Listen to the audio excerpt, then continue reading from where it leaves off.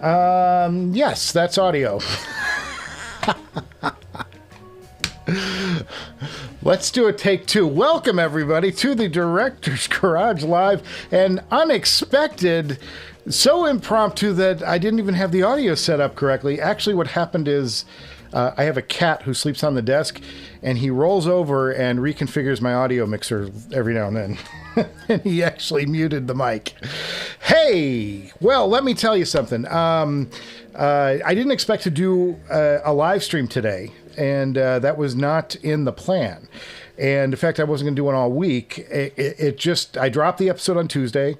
Got a lot of people watching that. Everybody's really interested in the Caldera from ZMF, and I got a lot of questions about that, and that part of it went real well. But the rest of the week I've been listening to these. These are the Noble Audio Viking Ragnar. And this is supposed to be the subject of the next episode, is going to be the Viking Ragnar review. And I'm mostly through writing it, but I still want to do a little more listening on these because there's some things I'm like, let me go back and check and make sure I'm hearing things the way I think I'm hearing. Let me get a fresh set of ears on them. You know, sometimes when you're doing everything, it's like you've been hearing it for so long. You're like, am I really hearing this, or is it something that I think I'm hearing, but I'm not really hearing?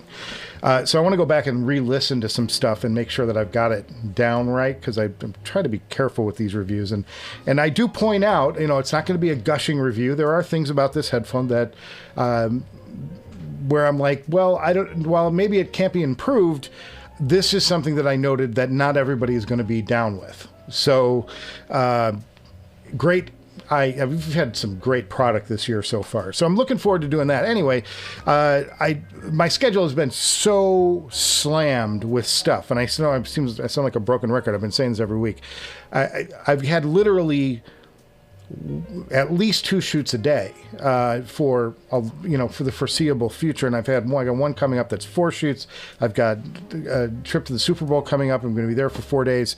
I've got the Oscars luncheon coming up. That's going to be a whole day poolside doing interviews. It's a big load in, big setup. It's a lot to do. So I had translated. I don't know what my schedule is going to be like for actually getting shows out this week. I have this mostly written for the review for the Viking Ragnar is mostly written, but but it's, these are more involved. It may be easier for me to just do an Audio 46 unboxing, because they sent me something. It's a What's in the Box blind, and those go pretty quick. Like, I can knock those out in a day or two. Well, maybe not. It's like 2 or 3 days. I could get this on the air next week comfortably. This one may not. So we'll see. We'll see. And then I'm also thinking about, and maybe this will be a separate episode, I want to try and get some Noble folks on the show. That's definitely, I've been in communication with them and telling them, I want to talk about this and some of the other things they do. And I want to do it in an interview format. So I'm trying to arrange for that. The thing is, the last time I did an interview with John, I did it and it was all audio. So I had to type out all the words on the screen to make it stylized, because I want it to be stylized for you guys. And I swore at the end of that, I'm never doing that again. The next one's going to be a video interview where I can just cut shit together and go with the video, and I don't have to type out all this stuff, because it took forever. It was very tedious. So that's sort of where I'm at. And I had, like I said, I had no plans to go live today. And today is an episode of, if a tree falls in the wood and nobody's there to hear it, doesn't make a sound. Because I honestly have I literally turned my camera on and went, let's go live and see what happens. And maybe it'll be a shorter episode. Maybe it'll be whatever. But let's just go on and turn it on and see what happens. Because I feel guilty not touching base with you guys. This is kind of, this is my time to connect and relax a little bit and chat about, shoot the shit about stuff. So that's coming up. We've got some construction on the Director's Garage coming up soon. There's a minor tweak to the foundation that's going to get done. That's coming in about 2 or 3 weeks. That'll be interesting. I'm not sure it probably won't kick us out of the house, but it might. I'm going to take my headphones with me. guard my caldera and abyss with my life. So I don't know, but that'll be interesting. We'll have workers around. They're going to be digging some foundation under they're doing their thing, whatever the hell that is. I won't even attempt to understand what it is they need to do, but they tell me it needs to happen, and what they're saying has some logic to it. So I better turn on my phone too. I was in a shoot literally until minutes before I decided to do the live show. I was literally driving home. I don't live far from work, so it's like 3:15. And I'm like, oh, what the hell? Let's just go home and turn on all the shit and see if anybody shows up. So that's what I'm doing. So I've got Hi-Fi Boog, and it looks like Mr. Portney's there with my no audio. Dumbass. He's an idiot. He says he's an idiot every single show. We should start believing him about now. And then I see Johnson is here, so that's cool. Happy hour. It is happy hour, and I did have enough time to at least pour myself some iced tea. It's a Friday. I should probably crack a beer, but I couldn't find one. It's sad. Our refrigerator is bare at the director's garage. What else is going on with you guys? I'm trying to think. I'm kind of like in a point now where I'm like, how much do I want to spend? Because I've got some things that I could buy and I'm kind of pursuing, but then I'm like, it still seems really pricey to me. So I'm looking for like that next thing, whatever it's going to be. But I also need to sell some shit. And there is stuff for sale in the Director's Garage sale. If anybody's interested in some gear, email me, directorsgarage@gmail.com. Super simple, and we'll kind of deal. I've got some stuff down there that's a little high priced, and then I've got some stuff there that's downright bargains, like my LCD-i4, $900. I mean, like that's a $2,500 headphone, and I'm letting it go for $900. It's the cheapest anywhere. Focal Utopia, I'm going to go for $2,000. It's the lowest price anywhere for a used Utopia, OG version, not the brand new one. And so I'm trying to like move some product out of here so that I can get some other stuff in too. So that's kind of in the plan. So I'm a little jumping topics because my brain is jumping topics, and then I had no audio because Howley hit my mute key on my input. It's a touch screen, so it's like, cat paws work, I guess, the same as the human hand. Who knew? So that's kind of interesting. Yeah, let's look at output. Yeah, okay. It says it's making sounds now. All my outputs are muted on that. That's why you couldn't hear me. He muted everything. At first I thought, well, I changed some USB stuff around here, and I got a couple of new USB strips in here. Got these big long ones, like 15 or 16 USB, strip thing. And I thought, well, maybe I forgot to plug the audio interface. And then I'm like, no, it's not going that way. It's going a different way out to the world. So I'm like, it's not, I'm just using this as a preamp. So I'm like, yeah, that plan was flawed. So it was something else. And it was. We muted the input. There you go. Okay. Dominic Green. Cheers, Dominic. Have you ever considered doing any speaker reviews? What speakers do you use personally? Well, I'm glad you asked, Dominic. Step right up to the mic. What I use in the studio for mixing and all my desktop stuff, and like most of my just listening, I use near-field monitors because I'm sitting at a big desk. This is a big desk with a giant Apple tower and a whole bunch of like equipment. And this is all equipment back here, and this is all equipment up here. And they're all bits and pieces of this sort of editing station, listening bay studio. And then also broadcasting center. It's where I do all my Zooms for work. It's where I do all my show tapings and everything. And what I use for near-field monitoring are Genelec. I have a pair of Genelec, I want to say they're 8040s. I know they're 40s. I just don't know what the first two numbers are. I'm pretty sure they're 8040s with a matching subwoofer. And I got these in 2000, probably 2007. And they've been here forever.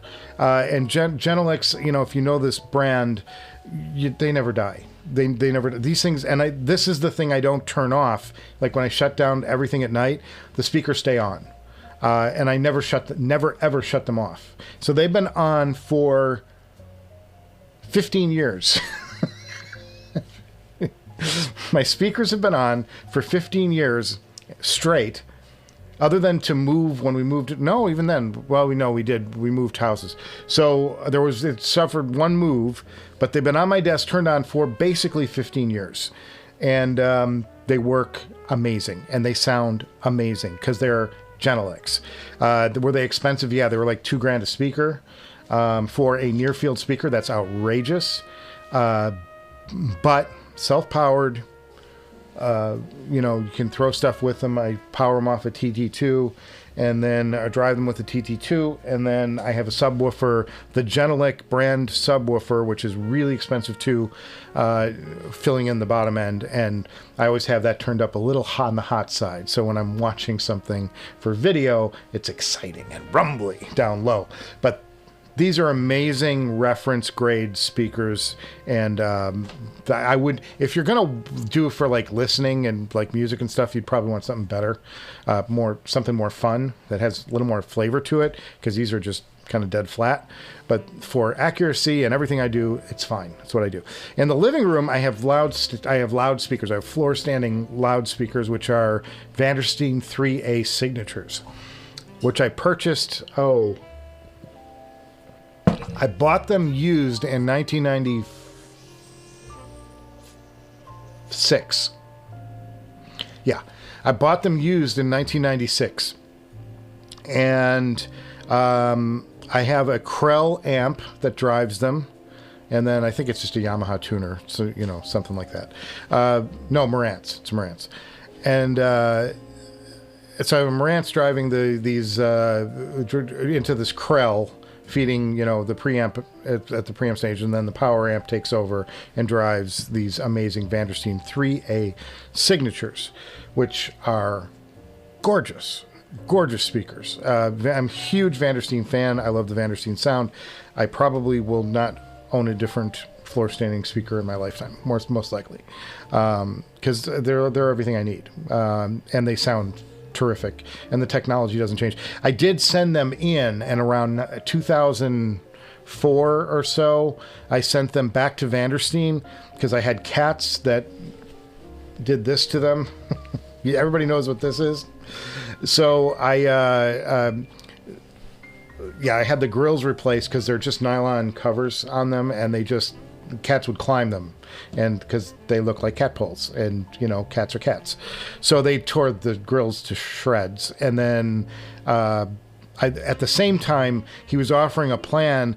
They were originally Vandersteen 3As. The signature model didn't come out until the early 2000s, and he offered us a plan whereby you could send your speakers back to Vandersteen, and he will take the drivers out and do the signature upgrades on them and send them all back. And it's as if you're getting a signature speaker. You got to pay for it, but it's nowhere near the cost of a Vandersteen. If you look at the price of a Vandersteen 3A signature, you're like, holy shit. It was nowhere near that. It was like maybe $1,200 or something like that. But it was a really good deal. And then you have to pay for the shipping of the speakers, which is outrageous because they're really heavy. But at any rate, I did that. And so I have Vandersteen 3A signatures up there in the living room, and they're driven by that Krell KSA 100S, which I told you the drama behind that in a previous episode, how I turned it on the other day, or I turned it on about a year ago, and it went poof, and big puff of smoke out, and it was the caps had just gone. So I took it to George Meyer, and George Meyer came back and said, well, it's going to be $2,000 to recap the thing. And I said, really, George? I said, there's a lot of amps out there for $2,000 I could get. I could get a Macintosh. I could, it's a good way into a Macintosh. I could do this. And he just stopped me cold, and he said, are you crazy? That is a Krell amplifier, a Krell 100 watt amplifier that was designed and built by Dan DiAugustino. You don't sell that amp ever. There are new amps out that are, the new amps out at the price are not even close to what that thing sounds like when it's working and functioning properly, because it was designed the right way. And nobody designs shit the right way anymore. And these new amps are no better than the old amps. They just have better cosmetics. Don't buy into the hype. Amplification hasn't changed in 50 years, 40 years, whatever it was. So since we got rid of the tube. And so I'm like, okay, okay, I'll listen to yours. And I let them recap it. And it's up there and brand new and sounding great. Everything sounds good. So that's that. So have I considered doing reviews on them? Not really, because my show's not set up for that. Like, it would involve me reconfiguring a lot of shit. If I had the viewers and I had, like, 1 million subscribers and I was making money off the channel and like all that, and this was like a major thing, I would say sure, I would gladly branch. I'd be looking for all kinds of things to do to YouTube, do on to YouTube, because I happen to YouTube. I am a mistake, if ever there was one. But I would do other things. I would branch the show out. I'd get wider. I'd try some different things. I'd do hi-fi audio. I'd probably do computers or cameras or something like that. I'd probably do an editing show, to be honest with you, because I've got so much experience doing it. But like, I'm not. This show loses money. It's a small fish in a very big pond. I took the thing out so I could charge some batteries. I think we're at like 80 subscribers, somewhere in there. I don't know. I saw it the other day. It was I have the little printout thingy. So it's like, we're nothing. We're a guppy. And it's not making money. So I'm like, it's not like there's no point in me jumping through hoops to try and expand a show that nobody's watching. Like, get the viewers, then work on the other thing, because it ain't the content. It's like, it's either they like me or they like the show or whatever, and it's just got to get in front of more eyes, and then I'll I'll gladly do stuff. It's just not there. Dominic says he has the KEF LS50. Yeah, that would be the near field. Like, if you're going to have, for me, this is my opinion. If you're going to have, pardon me. Cheers, everybody. Friday. I'm still alive. If you're going to have a near field monitor, for me, it would be the KF LS50. I don't know that I would have the wireless. I'd probably have the wired version, and it'd be going through some really cool amp. But that's the first time I heard a Dan D'Agostino Momentum amplifier and preamp was on the LS50. And it was amazing what these tiny bookshelf speakers were able to do. I was sold. I was like, if I ever got rid of my Genelecs for some reason, that would be the speaker I would pursue. But I'm not getting rid of the Genelecs. They work great. They do their job, and I'm happy. So why screw with something you're happy with? Headphones are another story. I'm never happy. Got to check out those speakers. Yes, they're all good. Hi-Fi Boog. Cheers, Hi-Fi Boog. Welcome. Daniel's ordering a pair of 1266s. Mm-hmm. Daniel, the TC, definitely. I was less impressed with I didn't have the C. I just had the original 1266. I didn't even have the CC, which was the carbon version, or the ceramic version. Sorry, CC was ceramic version. The TC, Total Consciousness, is the one. And I would not recommend those earlier versions. They didn't impress me as much as the TC. The TC is the shit when it's got the right amp. Fabulous, though. Cheers. Congrats. That's a good purchase. It's my favorite headphone, like for sound. On pure sound, it's my favorite headphone. Is it my favorite headphone to wear? No. Is it my most common headphone I wear? No, because they're ridiculous. But everybody I put that headphone on just like stops dead in their tracks. They're just amazed. Just amazed. Hi-Fi Boog is super interested in trying out a super high-end IEM. That's this. The Noble Audio Viking Ragnar is a phenomenal. I'm doing a whole thing on it. hopefully in the next episode. If not, you're going to get an unboxing. If I wimp out and go and get lazy, you're going to get an unboxing in the next episode instead. It'll be my mystery box from Audio 46, which I'm dying to know what they sent me anyway. I just like to mix it up a little bit, and I've done a bunch of unboxings in a row, so I'm like, I kind of want to do some analysis and get the analysis of this out of the way. And I've already started the Caldera. The Caldera show is closer to finished written, I'm closer to finished writing that one than I am this, because I spent so much time with the Caldera when I took it out. I so love that headphone. It's so great. It's so great. Really phenomenal. This thing is the shit. It's I as much as I like the Atrium. Is the Atrium? The Caldera takes it on sound. Atrium gets the looks in the family. The Caldera takes it for sound. No question. That's my tease of the Caldera review. It's great. It's great. But yeah, so I've been doing. I did a ton of listening and took down a ton of notes on the Calderas, because every night I was up till like 2 in the morning, 3 in the morning, going through tracks, and it's such it's a headphone you just can't put down once you start listening. IEMs are a little easier because they are in your ear, and you're like, I think there comes a fatigue point where you're just like, ah. However, these offer the detail of those other headphones, of those super headphones. And it's like, you know, I think for a long time I was saying, and I'll probably say this in the next episode when we do this review, the IEMs are making the biggest gains, like in the overall headphone industry. Like, where's the excitement at right now? The excitement's in the IEMs. There's no question. The IEMs are making bigger gains. Each generation of these things are getting way more incrementally better than the gains that are being made in the over-ear world. We have not had a revolutionary anything in the over-ear world in quite a while. It's been years since something like came along that just made everybody go, whoa, that's going to change everything. Probably the Susvara, maybe the RAL, but the RAL, no, I wouldn't even say the RAL, because I don't think the RAL is caught on the way the Susvara has. Probably the Susvara was the last big, like, earthquake shattering thing. The HE1, did the HE1 come after? I think it did. So you can maybe say the HE1, but the HE1 hasn't changed anything. It's maybe opened up some people's impressions of electrostatic. You know, it's made more people interested in electrostatic as a technology. I don't think it's moved headphones, though. Whereas the Susvara has moved, you know, it's promoted planar magnetic as like the basic construction to beat. You know, it stole the crown from Dynamics, I think.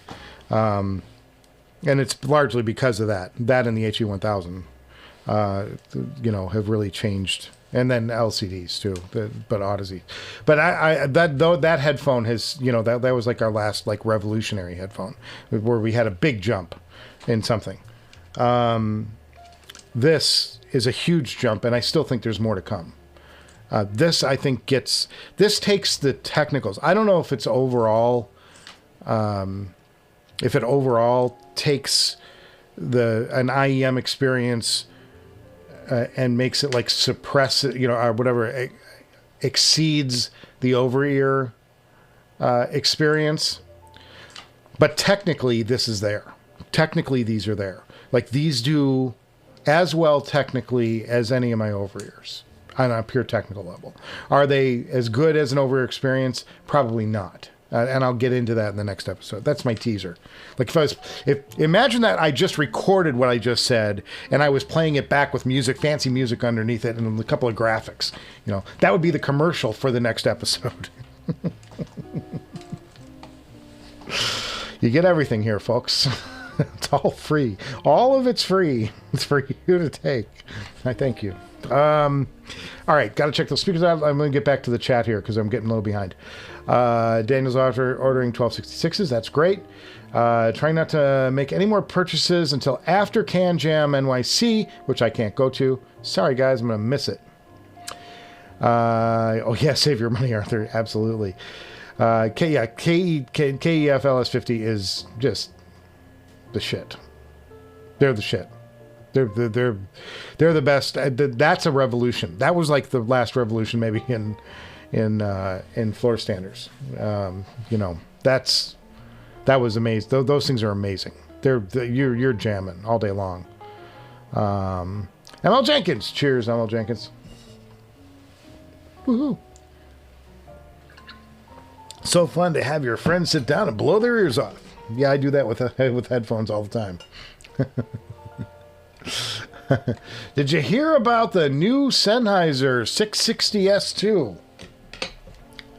No, I haven't. Let's go live to the internet. Should I do it on the big one?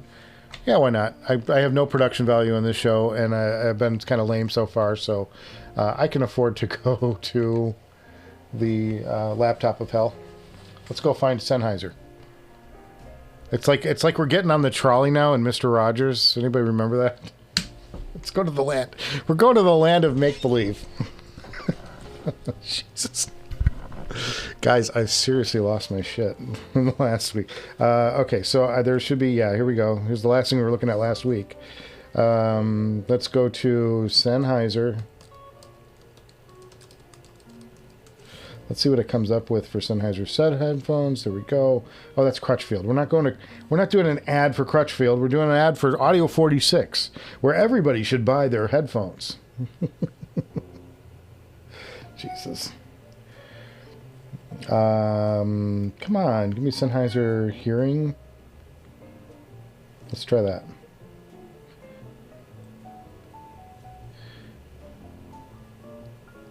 No. Yep. Okay, here we go. Hey, I'll take your stupid. Now you've taken all my codes for all my stuff. Okay, headphones and soundbars. All headphones. Pardon me. Cough button. Doesn't exist. Let's take a look. True wireless. True whatever. More premium headphones. Oh, come on. Show me the headphones. I'll show more. Sennheiser, was it 660? Is it in there? I'm assuming it was announced. Here's a $599. A 600. Survey says you're lying. You're so lying. There is no new Sennheiser headphone. I just went on the website. Adnan steering me astray. Oh, let's go. Let's get off this. Adnan, you lied to me, man. You lied to me. I don't know. Let's go on Audio 46. Let's see if there's something there. Sennheiser. Shop by brand. Sennheiser. Oh boy, I guess I should probably turn that down. That's my phone doing it too. Is there a new 660? Did they announce anything? No. Adnan, what are you talking about, fool? Oh, here it is. 660X audiophile headphones for $300. Okay, I should have known, guys. We got to go to Audio 46 because that's the only place you should ever shop using the Director's Garage coupon code. One word at checkout. God, guys, this is what happens when it's Friday and I haven't really been on the air much, and all the stuff goes to shit. Okay, here we go. Here we go. Seriously, he is not lying. He is not lying. There is a new Sennheiser 660. And it's on sale for the low price of $300. Sold! It's good. It's good. I mean, the HD-600 is, it's legendary. It's legendary, man. Gotta have that headphone. Gotta at least experience it or have owned it at one point or another. So yeah, here we go. So yes, that's it. That's the it's on $300, man. I wonder if my coupon code will work with that. It's shameless. Shameless, folks. Hey, happy Friday. I'm glad we all made it through the week. Daniel Foster says he is providing consultation services for anti-gravity now, believe it or not. Can you do that in the director's garage? I do accept narcotics. Arthur Haywood says my PC setup has Focal Alpha 80 speakers. A bit overkill, but he got a great deal new in box for them. Arthur, cheers. Are those Focal 80s? Are those the big ones that like you see with the little bendy thing going on? Because those are expensive. Congrats on the Caldera, says Ryan Dietz. Cheers, Ryan Dietz. Yeah, we're very happy with. We are very, very happy with the Caldera. Very good. Last Rhino says I have 2 simultaneous live broadcasts. By the way, am I on 2 channels at once? Could that be? How could that be? Is somebody rebroadcasting me because I'm that popular? No, at least we have audio now. I mean, we didn't have audio at the top of the show. I'm going to have to go back and do a little edity, snip, little nip tuck at the top of the show and pull up to where we started the show with audio. Oh, Lord. That was a mess. That was a mess. I got home real late. So, you know, like I didn't even plan on doing the stream today because if you notice, like there was no, normally like I'll do it like 10 o'clock in the morning and go, okay, I'll go live at 3:30. I should be done with everything by then or whatever. And then we just come up here and do our thing. And yeah, I was like, there's no way I'm not going to be able to live stream today. And then all of a sudden we just got done suddenly, like through miracle of miracle. We're doing all these reads to camera and then, and we got done. And I'm like, well, I can go live. I got time. I go, let's see what happens. So, but we got our normal crowd here, it looks like. Not too far off. We're a little under, but that's kind of cool. I'm kind of happy. Glad you guys could make it. Cheers. Dominic says, you ever get a chance to listen to the Dune SA6 Ultra? No. Z Reviews Edition? No. And I'm not going... And here's the thing. You know, here's what's exciting me, okay? I'm not interested in the Dune SA6. What I'm interested in is the Cayin N8 2.0 Zeos edition, right? But I'm not going to buy them because they're $1,000, and I don't need to be advertising for Zeos. I need to be advertising for me. So, you know, Zeos, I think it's great, and I'm sure they're fantastic, because, you know, I'm a huge fan of the Cayin N8. I think it's one of the best IEMs you can buy under $1,000. So, but I can't, you know, I have like, just like a thing, like, gonna go pay for some other reviewers. I mean, how lame am I? I'm sure he'd appreciate it. Maybe he'll have me on his show and get my subscriptions up. Because I can guarantee you I would like them because I loved the N8 2.0 and he did the N8 2.0 with better bass. And I'm like, sign me up for better bass on anything. I'm down. I'm going to be there because I'm a stupid bass head. No, I'm not a stupid bass head, but I like bass. I like bass. Daniel Foster says, my home monitors are a pair of Philips monopole electrostatic speakers with the magnetic transducers hinged to guitar bodies for bass and a wall thumper for subs. I think I know what you're talking about, actually. Oddly enough. I actually know what those are. I know what the wall thumper subs are. Yeah, I've seen those. They attach. I know what they do. Good. If you love it, great. What changed everything in the IEM world? The headphone that changed everything in the IEM world in the last 2 years would be... I'm going to show it to you. See, I was going to do something really dramatic and just whip them out right here. If I had them, I do have them. Look at this. 7 Hertz Timeless. 7 Hertz Timeless have changed everything in the IEM world. Because they give you the speed of the much faster, more expensive, I'm sorry. They give you the speed of headphones that are kilobucks, in the kilobucks, and the performance in a $200 package. Are they perfect? No. But with the slightest EQ or if you put them on a sensational, fabulous amp, these things sound as good as anything I've heard. As good as anything I've heard. Now, there are technical things that this headphone does. The Noble Audio Sultan that are crazy. I mean, these are insane. These are as fast as anything, as fast as Caldera. You know what I mean? Like it's that they're amazing. Like the resolution, the resolving power of this headphone is as good as anything else. Are they the best headphone ever? No. Because there's some things with them. I'll point it out. I don't want to give away the whole next episode live, but there, you'll I'll explain it all. What I think about it. So there you go. Hi-Fi laughing his ass off, probably at me, as usual, because I'm stupid. Zerum01. Cheers, Zerum. You've been here before. I know that.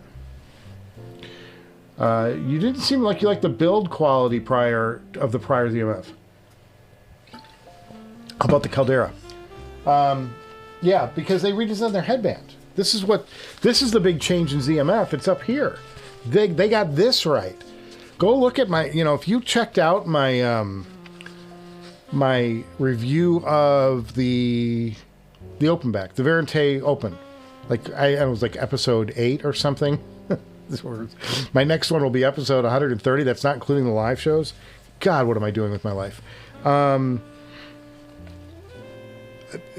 mean, look at the jump in quality on this. I mean, the cups were pretty on the open back Verite, but the band was hinky, and this thing would slip, and it was like the screws felt like they were coming out. Like there were like, it just was like a collection of parts, and they worked on the structure on this thing. Like, this is beefy and comfortable, and there's little air pockets in here. These are little mini airbags to take the distribution of the weight around your head. And then there's another piece of like super soft, leathery, pleathery shit to give you a nice even feel across the balding spot that once was my hairline.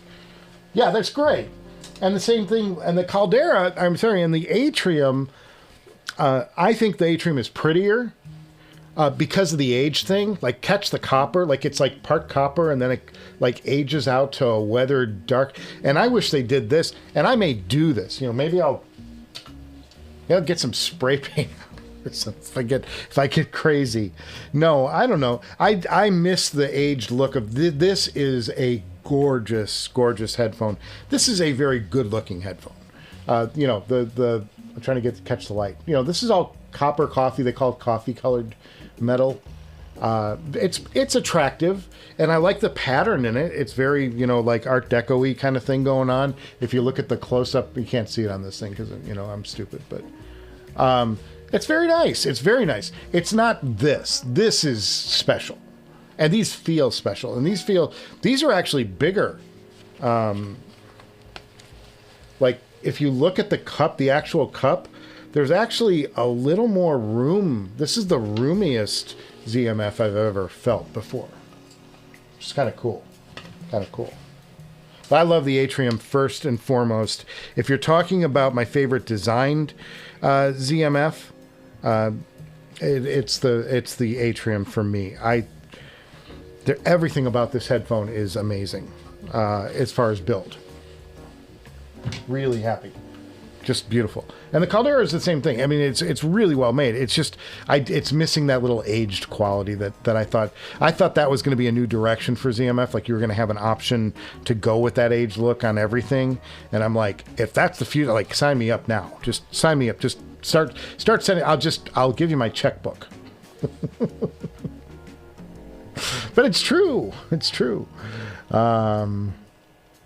And for somebody asked me about the weight. The weight of the Caldera is slightly less than the weight of the Atrium. Slightly. How is everyone? Just joined. Adnan's checking in. Yes, we talked about your 660. You sent me on the Wild Goose Chase. Sub-bass explosion! Not on this show. YouTube would get at me. Dominic Green says, Mr. Rogers, you should start your show by changing your shoes and putting on my audio sweater. Nobody wants to see this person shirtless. They pay me to keep my clothes on. Thank you. I will not strip for your delight. Salty dogs. As far as Land of Make Believe, who would build the castle next to a train tracks? Well, yeah, it's true. You said that because I want to do a train at some point. I want to have a train set again someday. I want to do like a little model something or other, O-gauge. It's like one of my things that are like in the back of my head, like I want to get to someday. Kind of like owning a Ferrari. I have a dream to someday I want to own a Ferrari. But it may not be like the biggest, baddest Ferrari on the block. It might be like a 308. Or it might be, a California or something like a used something or other. But someday I want to just have that. I would love to have a Ferrari someday. And I would love to have a train set too. Those are like the long-term dreams. Like, I got to get a 3-picture deal and I got to get these subscribers up. But I'll take you all for rides, I promise. You all can come over to the house. We'll listen to music. We'll go out for rides in the Ferrari. But you got to get the subscribers up. 660S2. But that's what I looked at, right? That was not what I looked at on Audio 46. 660S. Is there an S2? Oh, it's an S2. The difference is the 2, huh? Okay. I'll take your word for it. Well, it's not on the shops yet, so if it's not in the shops, I can't help you. I don't see it anywhere. There's a 650 still. So, yeah. But I believe you. If you say it's coming, it's coming. Ooh, whatever. Okay. So, there you go. It leaked before announcement. Doesn't think it's on sale yet. Clearly, it's not.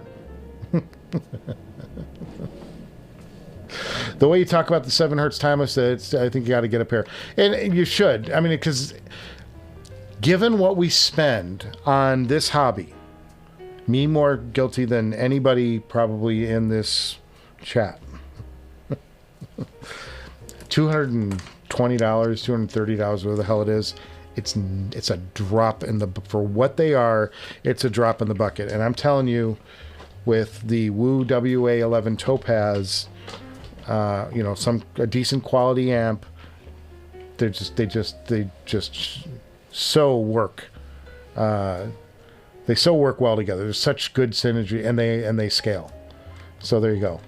Bad timing for a giant live stream, says Johnny W. Well, Johnny W almost had no live stream. And then you almost had no audio and no live. You almost had a live stream with no audio, because of a cat pushing a touch screen. But I ponied up and I took time out of my life. So sorry, it's bad timing for you, my friend. But you know what? It's 5 o'clock somewhere. Cheers, everybody! Happy hour. It's the 3H Club today because it's not hump day. It's got me thinking. Just a slight tweak over the 660S, probably. Rather wait for a 700 Sweet Spot series.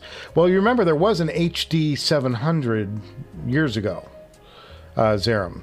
And it was basically like a knockoff of the HD-800 that some people liked, but some people didn't. I don't know. So there already has been an HD-700. So they're having to split those hairs. You're probably going to get like a HD-661 next, because they gotta leave themselves some headroom so they can do a 698 someday. Because they can't make it 700. That's going to imply that it's got the HD-800 style chassis on it. Ridiculous. Happy New Year, Director. Thanks for your YouTube outputs. Cheers. Cheers there. Good to see you. The best thing you can do to the timeless is upgrade the cable. Yeah, and I have. it doesn't cost much, and I just went on Linsole. Linsole's got some great cables. You can go on AliExpress too. I'm not here to shill for Linsole, although there is a Director's Garage link somewhere. I don't remember where, but I think it's probably in the comments. If you want to help out the channel, you can. But these are cheap. It's an 8 down to 4 weave. 8 down to 4. This cable from Effect Audio would cost you $1,600, and from Linsole it's like less. It's $100, maybe less than $100. I don't even remember. It's not that much, and you get an 8 weave cable with, wait for it, Pentacon connector, and on this end it's MMCX because the 7 Hz timeless is MMCX. And I think there's a new version of these too, called the AE. It's the 7 Hz timeless AE, which is an enhanced bass version of it, which I am certainly going to be checking out.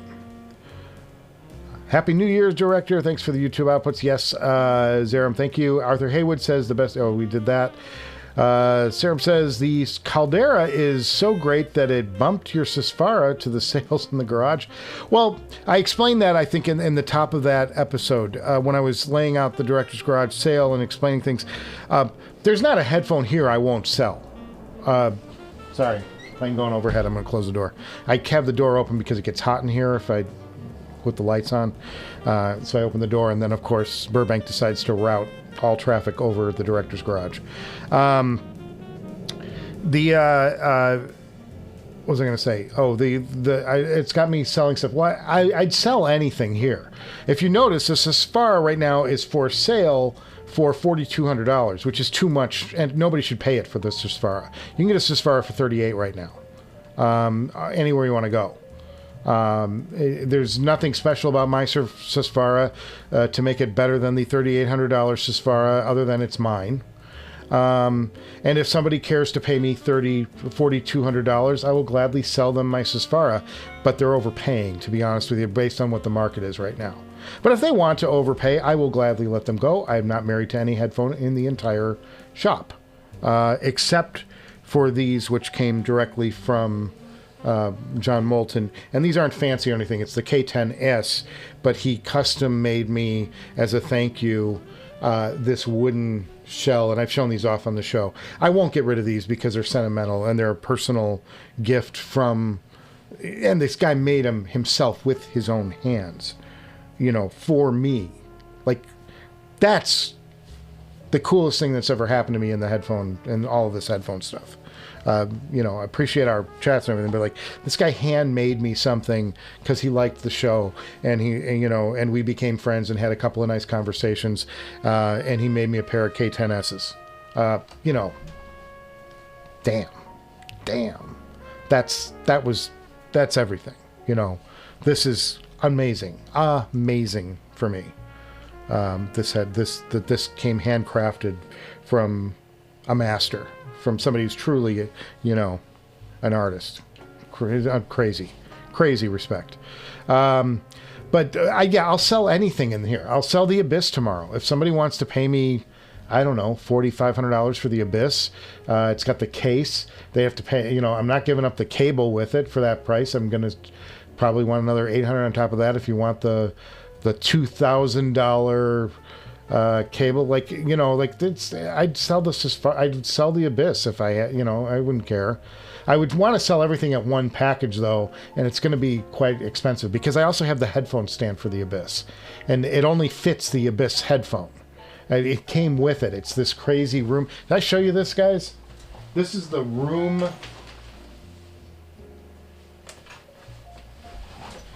This is the only headphone stand, including Abyss's own headphone that they make, that properly fits the 1266. And I'll show you why. This is it right here. It's called the Room. It's called the Room, and you can find them occasionally. It's by a company called Room, and it's like Scandinavian or something. But look at how weird this is. Look how jacked up this is. This is totally jacked up. Nobody should ever have a headphone. It came with the headphone. That's the only reason I have it. But look, here's why. Most headphone stands, even Abyss's own $500 whatever it is monster of a headphone stand, sits like that for the Susvara. You put the weight on the band. Well, these bands are sitting on elastic straps that can break and cost you money, which you got to pay Abyss like $300 to get a new band. Look where the room holds the headphone by. Oh, not by this pad. It holds it by the structure up top. It's built specifically for the Susvara, and I'm sorry, for the Susvara, for the 1266 TC, and that's why it holds it by the proper part of the headphone, and that's why. But I'm not gonna, if I sell the Abyss 1266 TC, it's not going, like, I'm gonna sell everything together as a package. So I'll sell anything. But honestly, who would be stupid enough to pay me like the kind of money I'm going to ask for that? Like, you know, I don't know that that's what I'm going to ask. I'm going to ask a lot of money for it because I don't want to get rid of it. But I'll ask a lot of money for it. And if somebody wants to pay me for it, fine. It's that simple. But there are stuff that I do want to get rid of. I do want to get rid of the Focal 2019, and that's priced so competitively. Go on HeadFi right now and do a search and see what the cheapest OG Utopia is selling for. I'm beating them. I know I am because I looked it up. I made sure I was the lowest priced person. Same thing with the Audeze LCD-5. The lowest price I think is about $1,200 on HeadFi for one. It's new in a box, and mine are just opened. They're just opened, and I think I did break one of the stupid plastic clips that you can't use anyway. They're impractical. But they give you a bag full of the things. It's not like one clip wrecks the headphone. But they're brand new. I used them for a week. I used them for literally a week, and I'm selling them for $900. It's a steal. If you're curious about that headphone, buy it because you're not going to find them any cheaper. That's my advice. But I just want to clear them out, and they're too expensive to give away, so I'd rather just sell them for. And I paid like $1,100 for them because they were part of the fall B clearance, whatever bullshit that they did on Audeze. So there you go. Best thing you can do, timeless.cable. We did that. Caldera is yeah. So yes, I am selling the Susvara, but I'm not serious about it. That's the thing. Sold 2 headphones and bought some cool Funko Pops and action figures. I can relate to the train thing. Yeah, I know. And here's the thing. I don't know if you guys know this. We're going to talk trains for a little bit because it's an interest of mine. The viewers go down. Lionel just released their new collection, their new catalog. And you can pre-order now through like the middle of February and save like hundreds on these brand new locomotives. Here's the problem. Locomotives are like $2,500, $2,800, $1,800 for a toy train locomotive engine. But I bought one of them. I caved. Such an idiot. But I just think they're so cool. And someday I want one, and this is, there you go. Robert Langer, he'd rather have a Colnago than a Ferrari. Been on a bike recently? I have not been on a bike recently, Robert Langer, but I do own a Colnago. I have a C40 from 2000, like 2000-ish, that I built. I hand-built it myself. I bought the frame, bought the components, campy components. They're super record and phenomenal. Everything's carbon fiber. The frame is carbon fiber. It's all carbon fiber, and it's a spectacular frame. I love it. Yes. Can I ride it right now? I can't even get on the thing because first of all, I broke my toe, and I was just starting to ride before I broke my toe. I was getting back in shape. I was starting to put my bike. I was getting my ass on the trainer, yeah, I've got like 40 pounds to lose. It's crazy. I got to do it this summer because, I want to live. Yeah, but I built it I bought it in parts. I found somebody selling a frame, and I bought the frame, and then I bought the components a little at a time and pieced it together. I absolutely love the bike, and it's all carbon fiber. It's like the total weight on the bike is about 15.5 pounds. Like, you can hold it up with 2 fingers. It's an amazing bike, and it's so fun to ride. And it gets, everybody turns their head. I have that, and I also built a Pinarello Prince, like a 2010 Pinarello Prince the same way. Maybe that's about right. No, it might have been 2012. I can't remember. But yeah, but I built a Prince the same way, and that's a flashier. That's more like a Ferrari red and white bike. The Colnago is like carbon fiber and yellow. It's beautiful, just gorgeous. So yes, but I do want a Ferrari someday anyway. The room stand. $500 though, but very nice. Yes, the room stand, you can't find them anywhere. That's the problem. Like you can find them maybe used on eBay, but like getting one new from Europe is like next to impossible. I looked into it when I had the original 1266, and then I sold the original 1266, and I thought, well, I don't need a room stand now. And then when I bought the new one, when I bought the TC, the guy selling it to me he sold me the stand along with it. I'm like, even cooler. It was all one package, and it was like, and it wasn't expensive. I did buy the cable, the superconductor cable I bought separate. It came with the stock cable. So there you go. But yes. Where are we at? Zerum, anybody else notice if today's res is lower than prior live streams? Well, lower resolution only helps me out because I get blurrier and more attractive. So consider yourself lucky wherever you are. He doesn't need a stand for his 1266. Decided to use them as the trailer tire wedge. I'm not using them.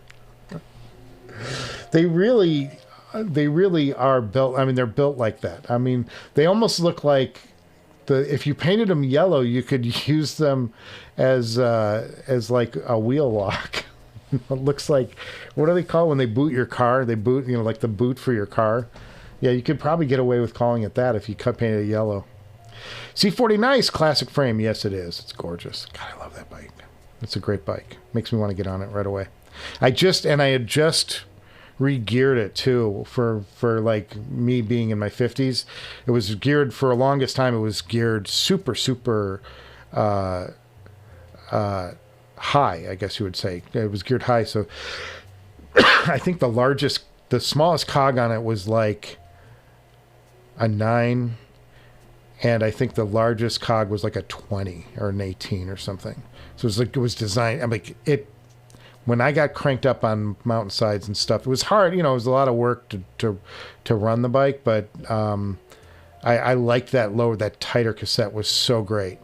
And now it's like a 28 on it now for the largest.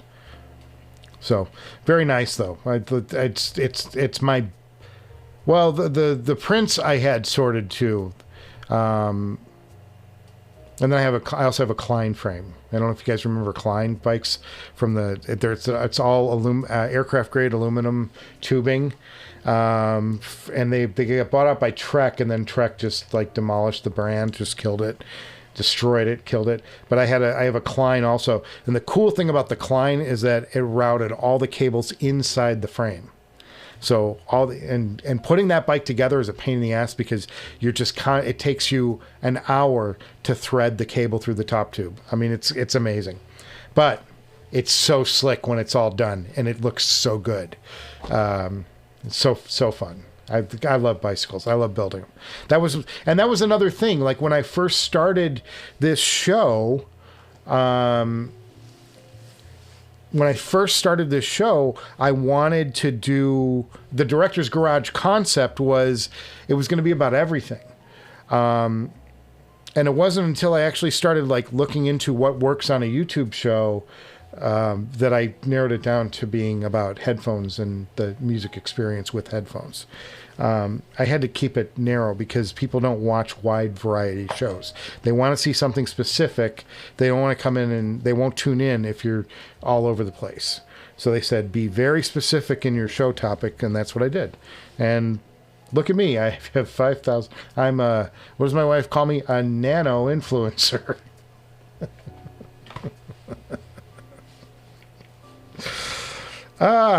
Too fun.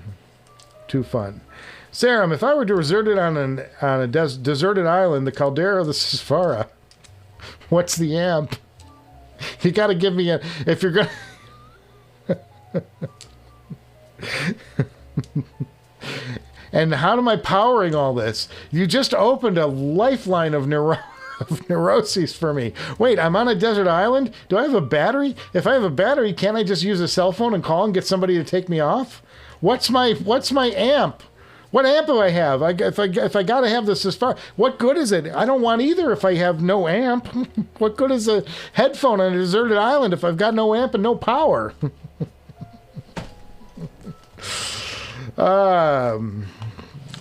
I think they both have their place. I like the bass more of the Caldera. I like the speed of the Susvara. I don't know, and there's a whole. I'm going to dig way deep down into that. I have like got a major episode coming up. I don't mean to like brush it off and like as just joking. I'm going to do a full blown episode where I'm going to tell you everything I think about the Caldera, and I will talk about some comparisons with the Susvara and where I think it differs. There's a big deep breakdown on that coming, so just stay tuned to the show. You'll get it in a few weeks, I promise. Dominic Green says Ferrari F355 best bang for the buck currently. Yes, it is. Lionel over HO. Yeah, and HO is cool because it's more realistic, but Lionel's just got the nostalgia factor. I would say it reminded me of my youth, but we were too poor to have a train when I was young. I had no money.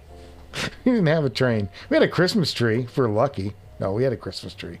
My mom always made sure we had a Christmas tree, but we didn't have trains and stuff like that. It just wasn't going to have, certainly not Lionel. My mom had bought like an N-Gauge set, I think, once, but it never worked. Gil Renard said, you have 2 live streams going at once. One started about 3 minutes after the other appears. All right, well, whichever one people watch, I'll delete the other one. Well, here's what happened. I'm assuming the reason there's 2 live streams going, and I don't have windows up for 2. I only have one going window-wise. Views are fine, though. I've got 49 views. It's good. It's good for this time and my subscribers. It's not bad. We have 18 people in the house. For an unannounced live stream, that's outstanding for this show. I know it sounds pathetic, but it's true. You really have 2 live streams going. Yeah, I think what happens... I think what happened is with the audio thing at the beginning, the audio glitch. I had no audio on the live stream at first. Sorry. Didn't mean to. Damn, is DeRosa 1128 for the mountains here in Japan? Yeah, that's great. That's great. And you know, I was insane, and my legs were in such good condition when I was riding that Colnago. Like I made it a challenge to stay with the tight cassette, and I did. And I did competitions. I did the Rosarita Ensenada ride in Mexico on that bike. You got some climbing to do on that one, right in the middle. Some good hills. Robert says, let's see, Dominic Green, riding the T3 Explorer gravel bike currently. I have an electric too. I hand-built an electric bike. It's so cool. It's bitchin'. I took the frame of an old Trek 8000 mountain bike from like 1997, and I converted it to electric with a motor, and I mounted a battery on it and everything, and it's got all the wiring and the cutouts. I did the whole thing myself. It was my own one of my projects. Repainted everything, got it all just the way I was. Just love it, and it works great. It's 52 volt battery. It goes 40 miles an hour. You can throttle it to 40 miles an hour on the road. Fantastic, big fat cop tires on it. Cop bike tires. Just amazing bike. amazing fun. It does have an assist, but it's not like a good assist because it doesn't have a sensor in it. But I hand built it. It was such a fun project. Serum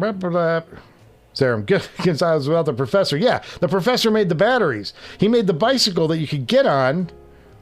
Wait, there's a whole way to tie this together somehow. I need the bicycle with the coconut batteries, with the wiring going to it, so I can power the amp to drive the headphones to play the music on the island. Life may never be the same, kids. I want one of those rideable replica antique fireman's bicycles, you know, with the gigantic front wheel. They call those penny farthings, I believe. Penny farthing for the win. Penny farthing bicycles. They're fantastic. Yeah, I know. And the auga horns. JTB, Professor JTB, welcome, JTB. My brother from another mother. Professor from Gilligan's Island to show me how to power the amp with coconut. Maybe I subliminally read that because you wrote what I just said. I must have like subliminally seen it because it was there. I guess I could see it. And I picked it up. Man, because it's the same joke I just made. Train and bike videos from time to time along with audio stuff would be awesome. Yes, Zev, but it would be horrible for viewership. It would be awesome for me to do. I would love to do that shit. And I would do like a little branch out channel or something. It just... I know enough for my own good to stay in my lane. While we're trying to grow this channel, the worst thing I can do is move off topic. I've got to stay very much in the lane of the show. Once we get to a certain level of subscribership, we're going to do all sorts of shit. It's going to be really fun. I promise you.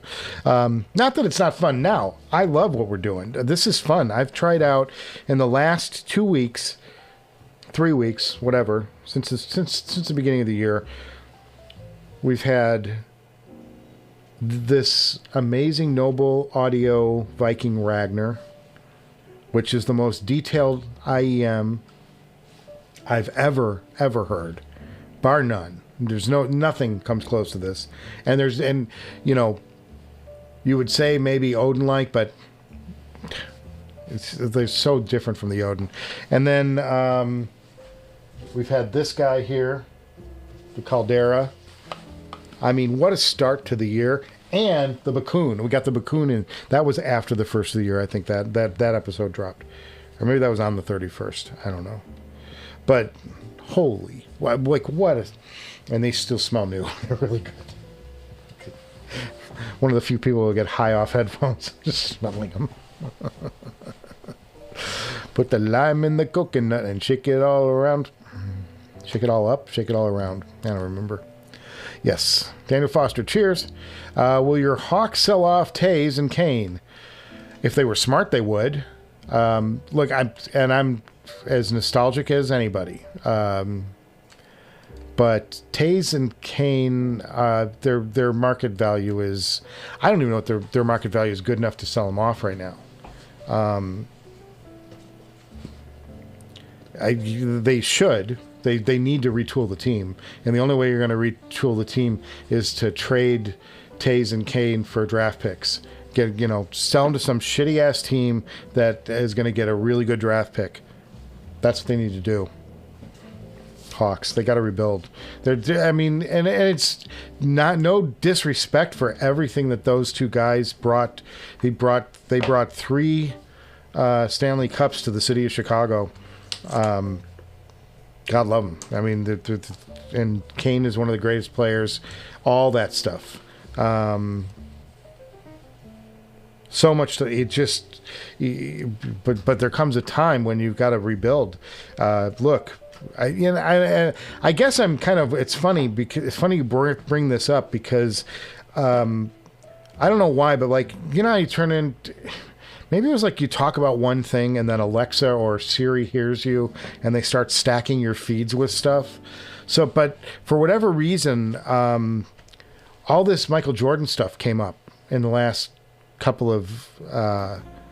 last couple of weeks, like in my just this last week, I guess, in my YouTube feed, and like it started like showing me all this Michael Jordan stuff. I must have had a conversation with somebody about Jordan and how great he was and why he's the greatest of all time, and you know and what he meant to his team, etc., etc., etc.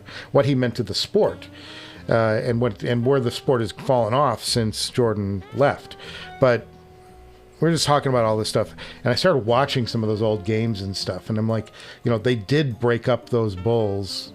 They sold the team off in '98, and they probably had 2 more championships in them.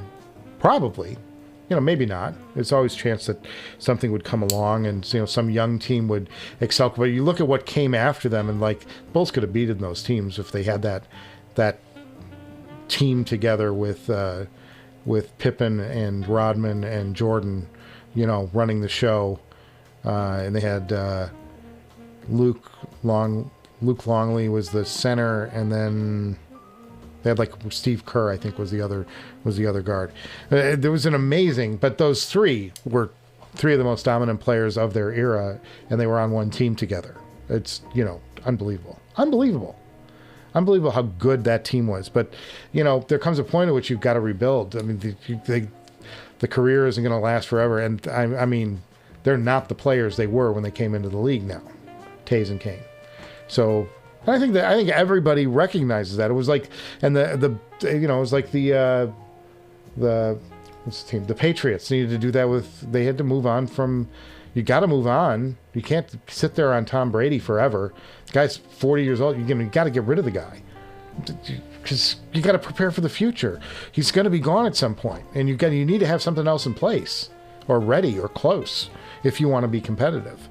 And the teams, the franchises that have lasting success. Well, you're the Yankees who just buy everything they need, but.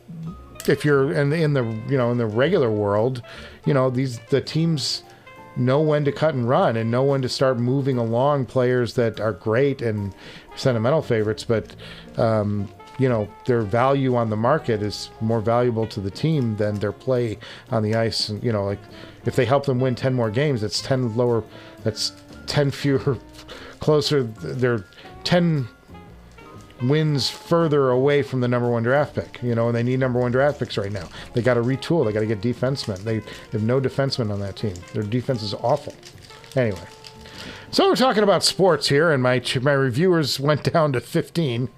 See, that's what I'm talking about, Zev. When we're talking about other stuff, everybody wants to hear. Talk about the headphones, please. Get back on topic.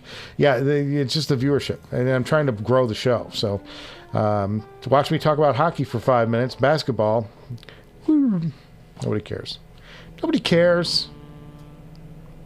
Yeah, and Zara, you're right. And Brady won the Super Bowl with the Bucks, and that's great. They got rid of him, but I still would argue they got rid of him at the right time. They let him go at the right time. The time was right for them to move on, because they got to be thinking about the long term, Zev, look forward to it. Your Caldera vid has me wanting more than any headphone he's ever wanted.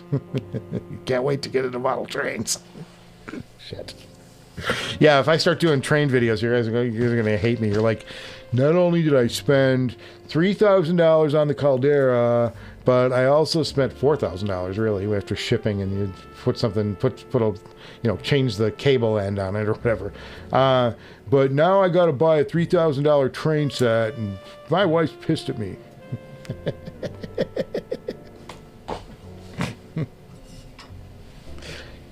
My customer service to you. God, I gotta clean this screen right here.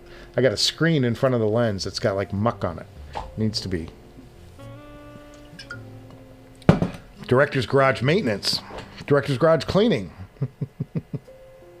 Audio Fool. Hi guys, happy Friday. It's 4:47. We'll go about 10 more minutes. We'll shut this down. Give everybody a nice start to their weekend. I missed you guys, and I wanted to go. Wednesday was a full day for me. There was just no chance it was going to happen. And then, I thought maybe yesterday, but then yesterday afternoon just like was so long. It was like it turned out way longer, and I got home. I didn't get home until 5 o'clock. I was dead tired. I'm like, I'm not turning this thing on then. And then today I thought, oh, I'm in for it again, because it's basically I was doing the same thing I did yesterday, and today went fast. Like it's like 3 o'clock, and I'm like, we're wrapping up. This is amazing. So I'm going to go home and I'm going to do a live stream, but nobody is prepared for it, so nobody's going to tune in. But you guys did tune in. We got some people. That's good. It's awesome. It's great. Sorry about the football chat. That's what happens, man. Have you heard about the new Yamaha planar headphones? Yeah, we've talked about that before on the show. You've got to hear them. I don't know anything about them. You know, I mean, other than we showed the pictures and we looked at them online. But I'm sure CanJam will have them. If you guys are going to CanJam, take pictures, come back and tell us about them. We'll want to know.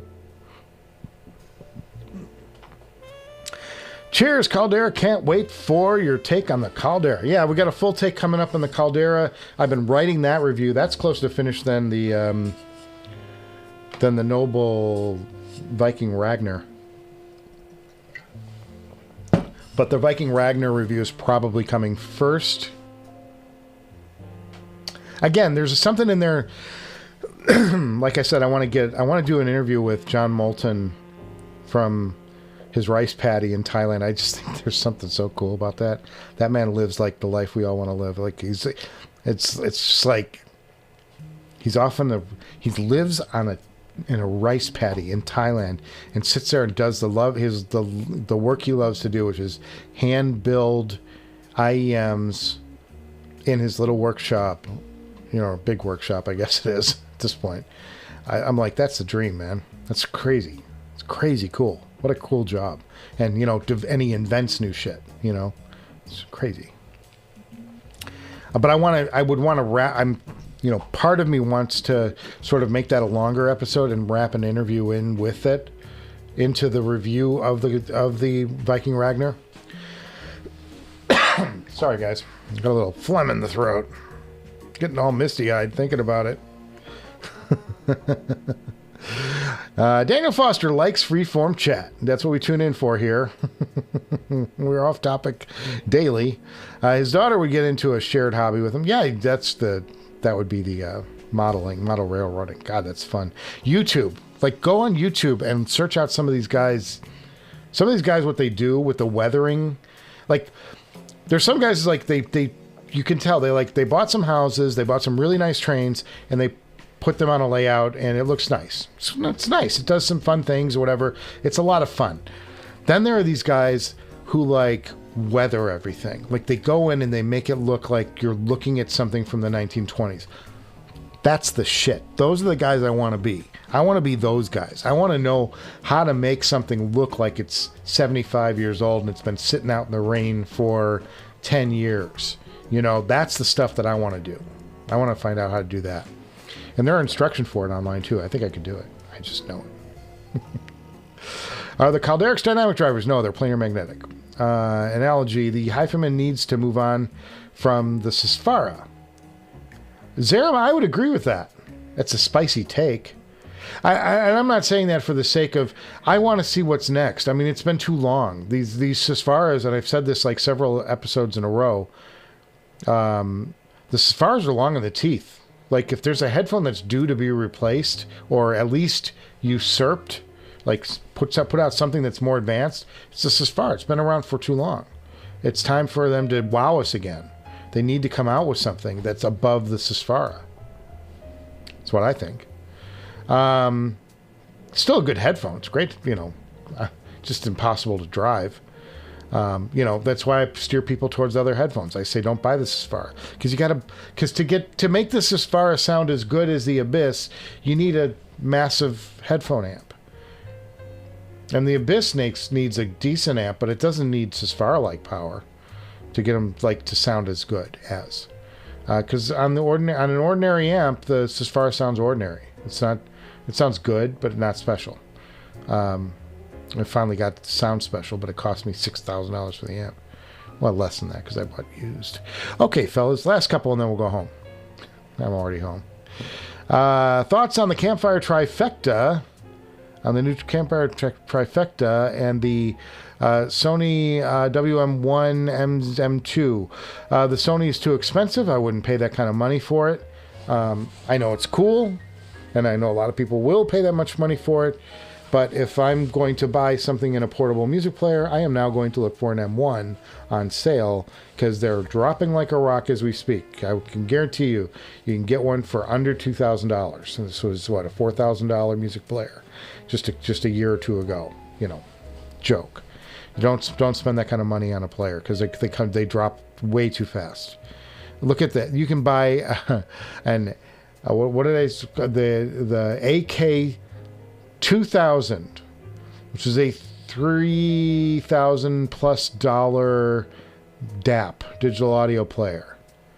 Top of its line. Fantastic. 6 months ago. SP3000 comes out and you can now buy it for $1,100. Are you kidding me? Are you kidding me? You know, like, DAPs are disposable, man. They're disposable. Don't buy a new DAP ever. That's what I tell you. Don't buy a new DAP. Don't buy a new digital audio player ever. You can. I mean, it's your money. You do what you want to do. I'm just saying, like, my advice to you is don't ever buy a new digital. Buy used. Buy used.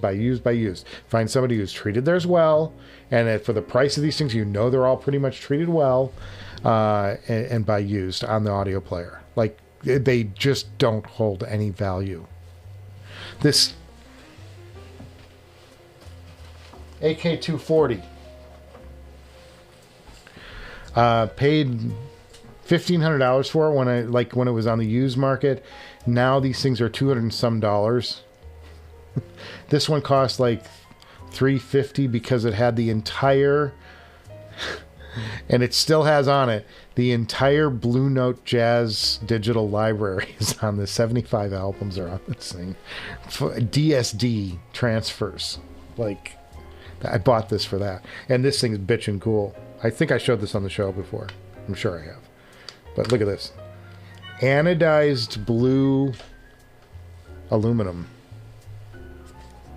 on this thing. And it's got a special little Blue Note logo on the back of it. You can maybe see it. So cool. But yeah, the DAPs, buy used, folks. Buy used. And the other thing is like, buy used and tell the guy don't delete your music library. Just send it to me. You know? Just send it to me like as is. Because you get a whole bunch of new music for free. You know? That's what I would do. That's not pirating, is it? I'm not advising people to pirate. And the Campfire Trifecta, I saw something. I got an email about this. But I didn't look at it that closely because I was, you know, working.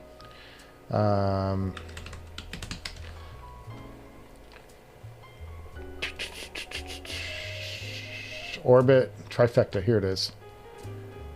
33. What's the deal with it? Tech specs.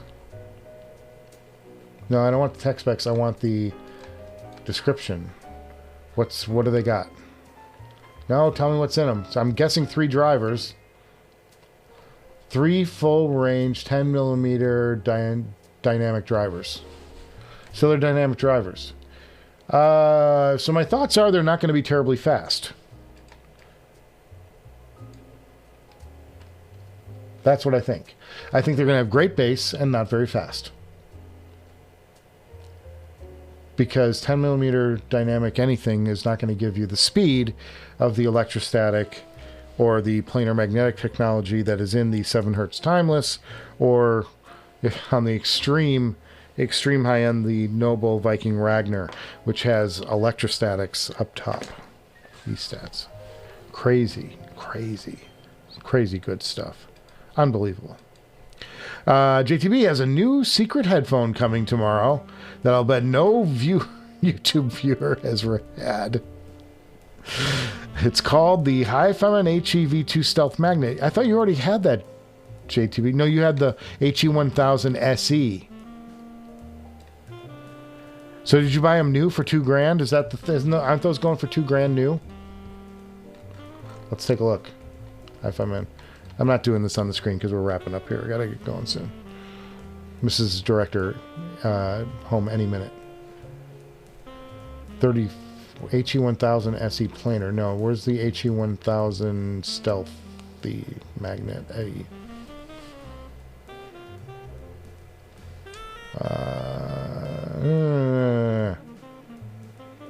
1999. That's not going to be stealth magnet, are they? At 1999, is that the stealth magnet version? Somebody chime in the chat. Let me know. Arthur, and in the meantime, yes, great, good. I mean, you know, I'm a fan of those anyway. And this, as far as just, you know, the elevated version of that. Arthur Haywood has a secret new headphone coming next 2 months, hopefully within the next month. Good. Guys, get these headphones and show them off on the show. Finally, ZMF does a planar. Now they have my attention. It's a good planar, too. It's really good. Really good, guys. And I think the video alluded to that. I think it's clear that there's something special about those. Still looking for a stabilized Caldera. Might tempt me at some point. I don't know if they're going to make, well, they don't have any out yet, right? But, who knows? It's in summer. They always do those release. Thanks for your reply. Going with the Viking Ragnar and a used DAP. Yeah. Yeah, you might as well. And I still, there's something, well, no, just do your thing. You do you. I like this Topaz. And this is, I think this is 1100 new when I bought, I think I bought this new. I actually think I bought this new because I needed an amp for something and I was kind of like, just send it to me. So I think I just bought it. But God, this thing's an amp. This is solid state amp from Woo Audio, discrete circuitry, all that shit. Tons of power. And the other thing that's surprising about these, I'll give you one more last tease on the Viking Ragnar, is super efficient to drive, as are the Caldera. I blew my ears out one day because I was switching headphones on the Bakun, switching sources. I went from the Susvara down to the Caldera, and the Caldera takes like half to a third of the power of the Susvara to get the same gain level, volume level. Unbelievable. Unbelievable. How about that? Crazy good. Crazy good. But I blew my ears out when I plugged it in. I'm like, oh, I was not ready for that. Was not ready for that. That hurt. Because that's how efficient these Calderas are. So there's a lot to like about the Caldera, folks, and there's a lot to say about it. So that'll be coming up in a little bit. I've got the review. I've got a brand new unknown mystery box from Audio 46 coming. That may be the next episode, or it's going to be the Noble Audio Sultan review, sound check, the full thing.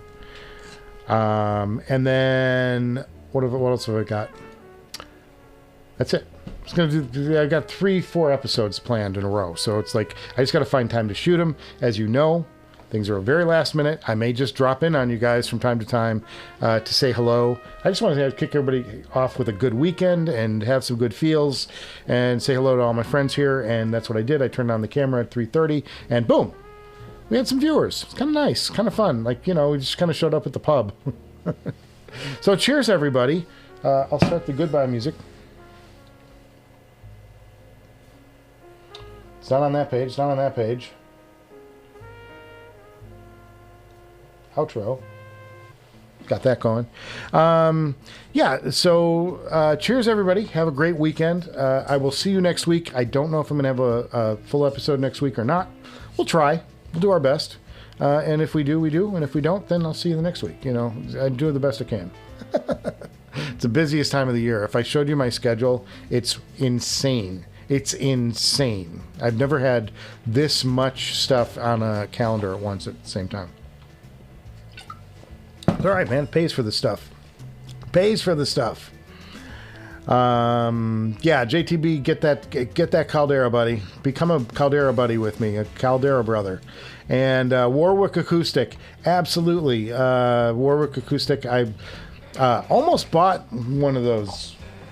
Not the $30,000 one, but the $8,000 one.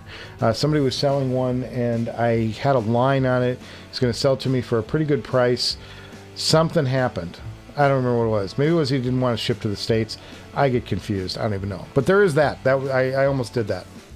And because I'm curious, you know, it's a good.